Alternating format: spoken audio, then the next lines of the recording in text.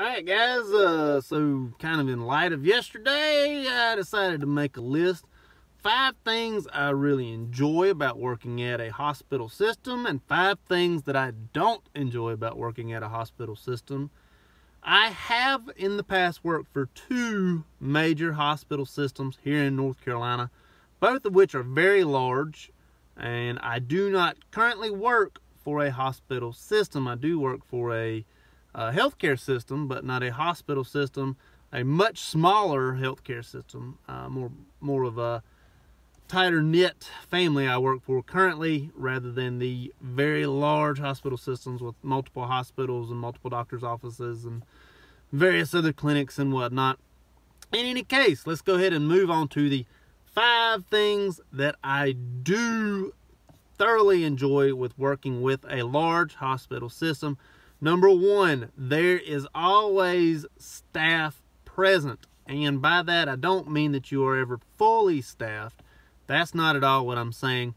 What I am saying is that there is always multiple staffs that are there to help you. You have phlebotomists, you have EKG techs, you have nurses in various different, areas. You have people you can call on at all times. Somebody's going to answer the phone. You have OB nurses, you have med-surg nurses, you have ICU nurses, you have neuro nurses, you have respiratory nurses, you have respiratory techs, you have x-ray techs, you have all of this huge plethora of staff that you can call upon whenever an issue arises, that someone there can probably give you the answer to your question, and that I love. I really did love that, which brings me on to my number 2. You always have a physician, a provider that you can call upon to help at any given time. You push that little blue button, that code blue button, you're getting a provider, you're getting a physician. I say provider and physician, you're getting a PA, an NP, an MD. You're getting somebody that can prescribe whatever you need up there with you quickly. You've got somebody on the phone call that you can just, or we call them ASCOMs. You got somebody on the pager, the beeper, the ASCOM, the phone, whatever it is, that you can call and say, hey doc, listen, I need a such and such, or hey, my patient is doing XYZ. That is not baseline. And then you may or may not see that provider, but you at least have that provider. That provider is going to document what's going on, and they are there with you all 24 hours of the day. Now, in doctor's offices, you still have the doctor pretty much when you're there. However, anybody who's worked at a nursing home or retirement facility, I've worked at a nursing home myself, you know you've got an on-call physician, and sometimes you have a provider that is there, but definitely not always. Providers are kind of hit or miss at the nursing homes, whereas at the hospital, someone is there 24 hours a day, 7 days a week. Number 3, you are going to learn just more than you've ever thought of learning anywhere else. The tasks that are involved, number 3 is my task. The tasks that are involved, especially if you're in med-surg or ED, you're going to see something of everything. Trauma, various organ damage, strokes, respiratory issues, heart issues, broken legs, wound care, mouth care, surgeries that you've never even thought that things needed operated on. You're going to see that depending on the unit that you're at the hospital, and you're going to learn so much at the hospital. I have forgotten more since working at the hospital than I even really learned in nursing school. And that's probably not a true statement, but it just feels that way. It just feels like I have forgotten so much that I learned at the hospital that I didn't actually learn in nursing school. Probably not true, but I feel that way at times. The tasks that are involved that you learn how to do are phenomenal, and you're going to learn so much working at a hospital. It's just unbelievable, because when things go bad, everybody goes to the hospital, and you will learn how to take care of so many different people. It is amazing how many different people you will learn, or so many different, disease processes or whatever you'll learn to take care of. And that kind of brings me on to my number 4, and this is actually my favorite thing that I really like, is there are policies and procedures that are typically written down, very known as to what to do about what thing that you're handling at that time. And I love the fact that there is that policy and procedure manual that you have there in front of you that takes care of so many different things. These things help with your license. These things help with various different things. If you've gone to a nursing home, they typically wing it, or somebody's going to tell you how to do it.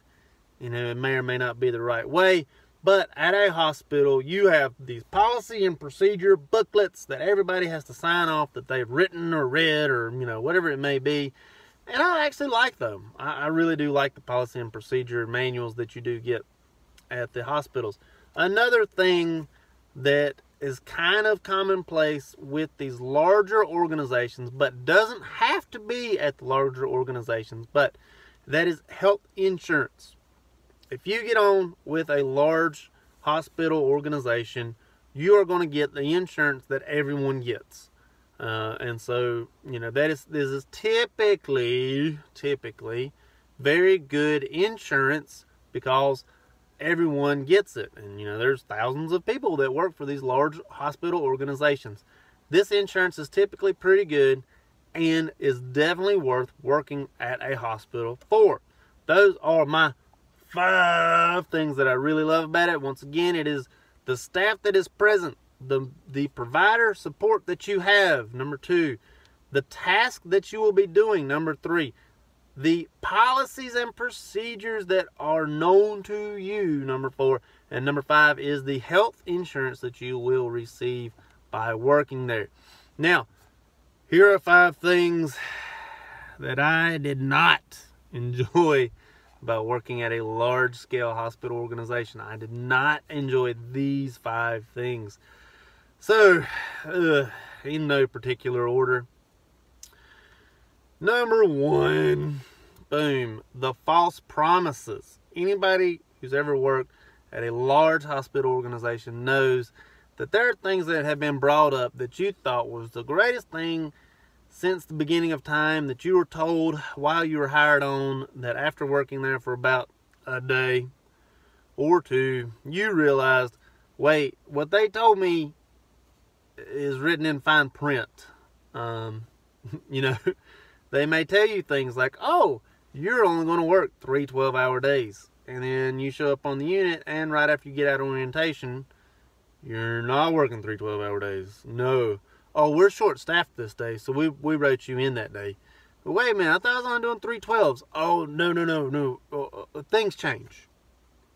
And that seems to be the go-to response. Oh, things change.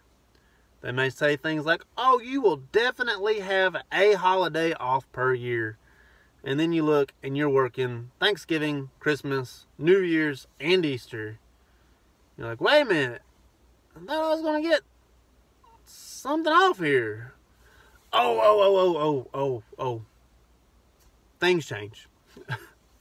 Thank you so much. Thank you so much for things change. Now, I will say this. One of the organizations that I worked for was very upfront that things can change. The other was not upfront at all that things can change. That was actually my second organization that I worked for. They didn't really say things can change. I just knew that things change from working for the first one. And the first one actually did tell me things can change. So I'll give them half credit on the false promises, as they kind of did say things may change. Number 2 is the pay scale increase. So this may be related to just me. This may be related to everybody. But I remember getting a cost of living pay increase. Ready for this big old number? 42 cents. 42 cents. That was my raise for the year, and it wasn't even really based on my workmanship or being there on time or working more than my 3 12s or whatever it may be. It was simply because the cost of living had gone up, and I got 42 cents. So number 2 is the cost of living pay increase. Number 3, is the pay that the board gets. I'm looking your way, CEOs and board members and Wachahachis and all these other folks. So I looked it up. Their CEO is currently receiving something like $4.4 million per year. Okay, that's awesome. Listen, I just crushed somebody's chest till they started breathing again because they had flatlined the VTAC or whatever it was that caused me to crush their chest. And they started breathing again. Now that person has life again, and you're going to pay me 42 cents more an hour after a year of working for you. And you're making $4.4 million. You know, I understand CEOs and board members make hard decisions and they have jobs and whatnot that also needs paid for. However, I just don't feel like it's worth me making 42 cents more an hour when you're making $4.4 million per year. You know, that 42 cents more an hour really only equates to like $16 more per check, which taxes is probably going to take out anyways. So, not feeling it there, board members' salary. Don't really care for that. I will say I am glad that they make it public. In some places, they do make it public. Number 4 is the customer service that you have to do as a nurse in one of these large healthcare facilities. So, don't get me wrong, I want everybody to be safe, I want everybody to live, and I don't want anybody to be treated badly, but once those 3 things are taken care of, I feel like my job as far as customer service is over with. In the intake process, for a lot of these places, you got to ask them, what is something we can do to make your care excellent, or extraordinary, or extreme, or, you know, whatever it is. To be honest with you, if I'm laying there and I've just been in a massive car wreck, and I'm there for trauma, I really don't care what you do to make my care excellent or extraordinary. I want to live through this. Let me live through this. That's how you make my care extraordinary. That is it. You know, and they're asking the nurses to go above and beyond to make their care extraordinary while also paying them 42 cents more an hour or making them work extra days or various other false promises and overworking their staff. You know, I'll keep them safe. Probably keep them fed depending upon their diet that they're ordered. I'm going to make sure nobody really talks bad about them. Ta-da! There's your extraordinary care. But that's not really what they're looking for. And the last one, the one that really keeps me from working in the hospital system, the big hospitals at least, the one that I don't really care for is the drama or politics of the hospital system. If you are not related to someone up top, if you are not the manager's favorite, if you are not, you know, liked at all, you're going to get not liked at all. You know, if you are one of these managers' kids or, you know, somehow the golden child or whatever it is, you can do no wrong, and various other people can do wrong, and I don't care for the hospital politics. That's it. Those are the 5 likes. Remember, I like the staff. I like the MD support, the provider support. I like all the tasks that I can do. I like the policies and procedures that comes with it. And I like the health insurance, but I do not like the false promises. I do not like getting paid 42 cents more an hour. The pay scale, I don't like the board members making millions of dollars when I'm only getting 42 cents more an hour. I don't like that I have to do customer service. Let me just keep them safe and healthy and get them out of here. That's what I want. And I do not care for the drama. Those are 5 likes, 5 dislikes of working for a large healthcare hospital organization. Hope it helps. Check out this video. Don't forget to like and subscribe. Hope it helps. Thank you much.